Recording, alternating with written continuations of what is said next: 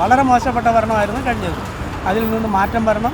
ആദ്യകാലങ്ങളിലൊക്കെ കയറുന്നവർ ഒരു ആവേശം മൂത്ത് പലതും പറയാറുണ്ട്. ന്യൂ ആകുമ്പോൾ നമ്മൾ ടെസ്റ്റ് ചെയ്തതല്ല, പുതിയ ഒരു ഇതാണ്. പുതിയ പാർട്ടിയാണ്, കേന്ദ്രത്തിൻ്റെ പിന്തുണയുണ്ട്, കുറച്ച് സാമ്പത്തിക സഹായം കേന്ദ്രത്തിൽ നിന്ന് വരും. ആണുങ്ങളെ ഏതെങ്കിലും വണ്ടിയുടെ പറവില്ല, തീർച്ചയായിട്ടും സ്ത്രീകളെവിടെ പോയിരിക്കും. അത് പാള ബസ് സ്റ്റാൻഡില്ലേ, പോകണ്ട, ഇല്ല, ഒരു സ്ഥലത്തും ഇല്ല. തിരഞ്ഞെടുപ്പൊക്കെ കഴിഞ്ഞു, ഭരണമൊക്കെ കൈയാളി നമ്മുടെ ഭരണകർത്താക്കളെല്ലാം ഭരണം തുടങ്ങിക്കഴിഞ്ഞു. തദ്ദേശ തിരഞ്ഞെടുപ്പിൻ്റെ കാര്യമാണ് ഞാൻ ഈ പറഞ്ഞത്. അപ്പോൾ കോർപ്പറേഷനിൽ നമ്മുടെ പുതിയ മേയർ വി രാജേഷ്, അദ്ദേഹം ഒരുപാട് വാഗ്ദാനങ്ങളും മാറ്റങ്ങളും ഒക്കെ നമ്മുടെ തിരുവനന്തപുരത്തിന് കൊണ്ടുവരും എന്നുള്ളൊരു വാഗ്ദാനം ജനങ്ങൾക്ക് നൽകിയതിൻ്റെ ഒരു പ്രതിഫലനമായിരിക്കാം ഇപ്പോൾ അധികാരത്തിലെത്തിയിരിക്കുന്നത്. ഇപ്പോൾ കയറിക്കഴിഞ്ഞ് കുറച്ച് ദിവസമൊക്കെ ആയതേ ഉള്ളൂ. അദ്ദേഹം ഭരണത്തിൽ ഒരുപാട് ചലനങ്ങൾ സൃഷ്ടിച്ചു, ഒരു ചെറിയ ഒരു ചലനം സൃഷ്ടിച്ചു എന്ന് തന്നെ നമ്മുടെ കണ്ണിലൂടെ നമുക്കത് മനസ്സിലാവുന്നത്. അപ്പോൾ പുതിയ മാറ്റങ്ങൾ എന്തെങ്കിലും തിരുവനന്തപുരത്തിന് ഉണ്ടാകുമോ, അല്ലെങ്കിൽ അദ്ദേഹത്തിൽ നിന്നും ഈ 40 വർഷത്തെ ഭരണം, ജനങ്ങൾ പറയുന്നത് ഈ 40 വർഷം ഞങ്ങൾ മടുത്തു എന്നുള്ള ഒരു സംസാരമാണ് സാധാരണക്കാർ പറയുന്നത്. അപ്പോൾ ഈ ഒരു മാറ്റത്തിന്, അതല്ലെങ്കിൽ ഈ പറയുന്ന ഒരു വാക്കിന് മാറ്റം നമ്മുടെ പുതിയ മേയറിനുണ്ടാക്കാൻ സാധിക്കുമോ എന്നുള്ളതാണ് ഇന്നത്തെ നമ്മുടെ ചോദ്യം. നമുക്ക് മറുപടി എന്താണെന്ന് കേട്ടു നോക്കാം. മാറ്റങ്ങൾ എന്തെങ്കിലും ഉണ്ടാകുമെന്ന് തോന്നുന്നുണ്ടോ? ഒന്നും ഇതുവരെ ഉണ്ടാവുന്നുള്ളത് പിന്നീട് അറിയാൻ പറ്റും.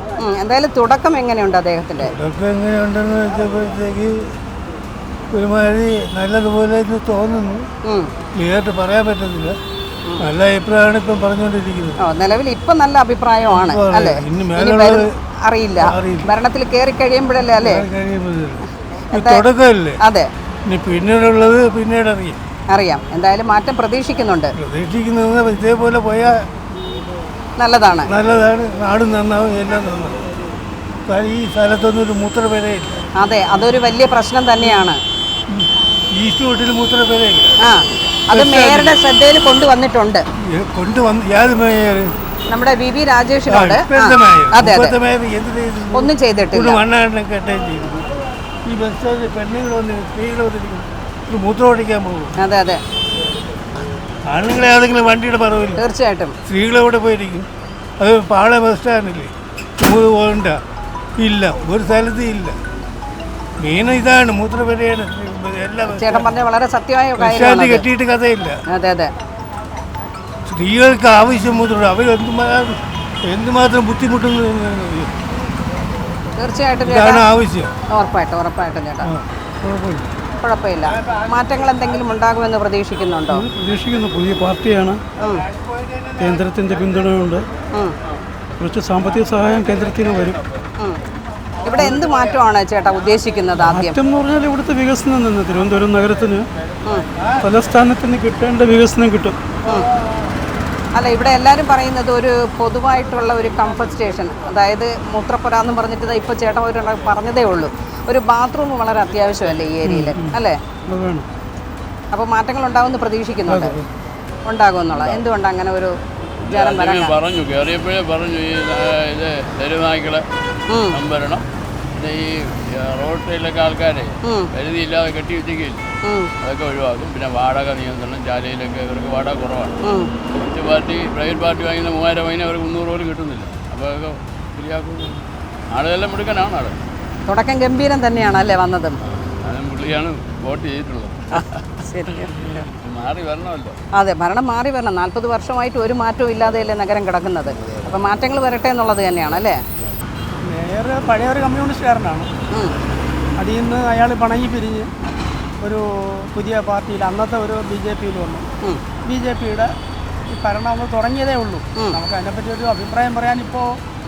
എന്നാലും മാറ്റങ്ങൾ വരുമെന്ന് പ്രതീക്ഷിക്കുന്നുണ്ടോ? വരണമല്ലോ. വന്നില്ല എങ്കിൽ പഴയതിൻ്റെ ആവശ്യമില്ലല്ലോ ഇപ്പോഴും. പഴയത് പൊട്ടിയെടുക്കാൻ 2025 ഇനി ആവർത്തിക്കരുത്. അതെ, അതാ ആ ഒറ്റ വാക്കാണ് ഞാൻ പറയുന്നത്. വളരെ മോശപ്പെട്ട ഭരണമായിരുന്നു കഴിഞ്ഞത്. അതിൽ നിന്ന് മാറ്റം വരണം. പിന്നെ ഒരുപാട് അഴിമതികൾ പലരും നടന്നതായിട്ട് നമുക്ക് ജനങ്ങൾക്കറിയാം. അതെല്ലാം പൊടിതട്ടിയെടുത്ത് അവരെല്ലാം നിയമത്തിൻ്റെ മുമ്പിൽ കൊണ്ടുവന്ന് കാര്യങ്ങൾ പരിശോധിച്ച് ശരിയായ രീതിയിലേക്ക് കാര്യങ്ങൾ കൊണ്ടുപോകും. വരുമെന്ന് വിശ്വസിക്കുന്നുണ്ട്. അങ്ങനെ തീർച്ചയായിട്ടും വരും. വരണമല്ലോ. തിരുവനന്തപുരം നഗരത്തിനൊരു മാറ്റം വരണം. നഗരത്തിന് മാറ്റം വരണം തീർച്ചയായിട്ടും. തിരുവനന്തപുരത്തിന് മാറ്റങ്ങൾ ഉണ്ടാവുമോ? ആള് തുടങ്ങിയിട്ട് ഒരാഴ്ചയല്ലേ ആയുള്ളൂ. എന്നാലും കുറച്ചുകൂടെ ടൈം, ഒരു 1-2 മാസം കഴിയുമ്പോൾ ആക്ച്വലി അറിയാൻ പറ്റും. എന്നാലും അദ്ദേഹം വന്ന ഉടനെ തന്നെ പല കാര്യങ്ങൾക്കും തീരുമാനങ്ങൾ എടുക്കുമെന്നുള്ളൊരു പ്രസ്താവനയൊക്കെ നടത്തിയിട്ടുണ്ട്. അങ്ങനെ ഒരു ചാടിക്കറി പറയുന്നതിൽ എനിക്ക് ഇല്ല, എന്നാലും മാറ്റം പ്രതീക്ഷിക്കുന്നുണ്ടോ എന്നുള്ളതാണ്. നോക്കാമെന്ന് പറയും, അത്രേ ഉള്ളൂ. ഉറപ്പൊന്നുമില്ല, അത് ജനങ്ങൾക്ക് പറയാൻ പറ്റുന്നില്ല എന്നുള്ളതാണ്. കഴിയുമ്പോൾ കാരണം ന്യൂ ആകുമ്പോൾ നമ്മൾ ടെസ്റ്റ് ചെയ്തതല്ല, പുതിയൊരു ഇതാണ്, നോക്കിയിട്ടേ പറയാം, വഴിയെ കാണാം. ഭരണ തുടക്കത്തിൽ ഇപ്പം സ്വീകരിച്ചിരിക്കുന്ന കാര്യങ്ങളൊക്കെ ന്യായമായിട്ടുള്ളതാണെന്നാണ് എൻ്റെ വിശ്വാസം. അദ്ദേഹം പറഞ്ഞിട്ടുള്ള കാര്യങ്ങൾ, കോർപ്പറേഷനിൽ മുൻകാലങ്ങളിൽ നടന്നിട്ടുള്ള സംഭവങ്ങളൊക്കെ അദ്ദേഹം കൃത്യതയോടുകൂടി പറഞ്ഞിട്ടുണ്ട്. അതിനനുസരിച്ചുള്ള നടപടികളുമായി മുന്നോട്ട് പോകും എന്ന് തന്നെയാണ് എൻ്റെ വിശ്വാസം. പിന്നെ ഇത് ഭരണമാണ്, കാരണം ആദ്യകാലങ്ങളിലൊക്കെ കയറുന്നവർ ആവേശം മൂത്ത് പലതും പറയാറുണ്ട്. അതിനുശേഷം ഒന്നും പ്രവർത്തിക്കുന്ന കേരളത്തിൽ ഇതുവരെ ഞാൻ കണ്ടിട്ടില്ല. അങ്ങനെയുള്ള ഉദ്യോഗസ്ഥന്മാരോ ഭരണകർത്താക്കളെയൊന്നും കേരളത്തിൽ കാണാത്തുണ്ട്. ഇനിയും അങ്ങനെയൊക്കെ തന്നെ ആയിരിക്കും എന്ന് ആണ് എനിക്ക് തോന്നുന്നത്. എന്നാലും ചിലപ്പോൾ നല്ലതും കണ്ടേക്കാം. അല്ല, മാറ്റങ്ങൾ എന്തെങ്കിലും ഉണ്ടാകുമെന്ന് പ്രതീക്ഷിക്കുന്നുണ്ടോ? അതാണ് ഞാൻ പറഞ്ഞത്. കാരണം മാറ്റങ്ങൾ എന്ന് പറയുന്നത് വാക്കുകൾ കൊണ്ട് പറഞ്ഞ് പ്രവർത്തിക്കേണ്ട കാര്യമല്ലല്ലോ, പ്രവർത്തനത്തിലൂടെ കാട്ടേണ്ടതാണ്. അതെ, അതിനി വരാൻ പോകുന്ന നാളുകളിൽ അങ്ങനെ ഉണ്ടാകുമോ ഇല്ലയോ എന്നുള്ളത് ഇനി കണ്ടറിയേണ്ട കാര്യമാണ്. കാരണം അത് മുൻകൂട്ടി ഒരു സാധാരണക്കാരൻ എന്നുള്ള രീതിയിൽ എന്നെ സംബന്ധിച്ച് പറയുകയാണെങ്കിൽ അത് മുൻകൂട്ടി പറയുക എന്ന് പറയുന്ന ഒരു അസാധ്യമാണ്. കാരണം ഞാൻ നേരത്തെ പറഞ്ഞതുപോലെ കേരളത്തിൻ്റെ അവസ്ഥ അങ്ങനെയാണ്. അതുകൊണ്ട് നടന്നാൽ നമുക്ക് പ്രതീക്ഷയോടുകൂടി ഇരിക്കാം, അത്രയേ ഉള്ളൂ.